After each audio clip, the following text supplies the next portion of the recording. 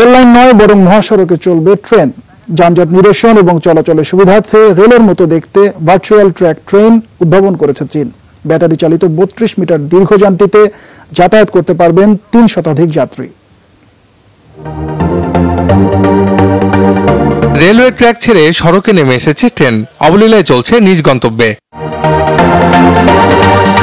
এমন অভিনব আবিষ্কার করেছেন চীনের প্রকৌশলীরা।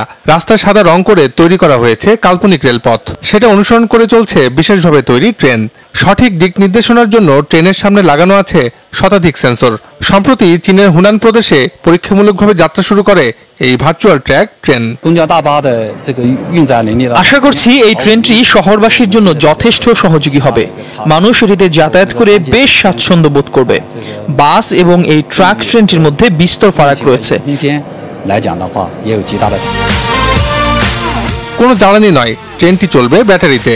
নির্মাতা প্রতিষ্ঠান CRRCর দাবি 10 মিনিটের চার্জে 25 কিলোমিটার পথ পাড়ি দিতে পারবে ট্রেনটি। সর্বোচ্চ গতি উঠবে ঘন্টায় 70 কিলোমিটার। পরীক্ষামূলকভাবে যাত্রার জন্য যে ট্রেনটি তৈরি করা হয়েছে তার দৈর্ঘ্য 32 মিটার, প্রায় 3টি বাসের সমান, কিন্তু যাত্রী ধারণ ক্ষমতা 307 জন। যেসব শহরে সাবওয়ে নেই কিংবা রেল যোগাযোগ ব্যবস্থা অতটা ভালো নয়, সেখানে এই ভার্চুয়াল ট্র্যাক ট্রেন ভালো কাজে আসবে বলে মনে করছেন নির্মাতারা। আর এটি তৈরির খরচও সাবওয়ে বা প্রথাগত ট্রেন ব্যবস্থার 5 ভাগের 1 ভাগ।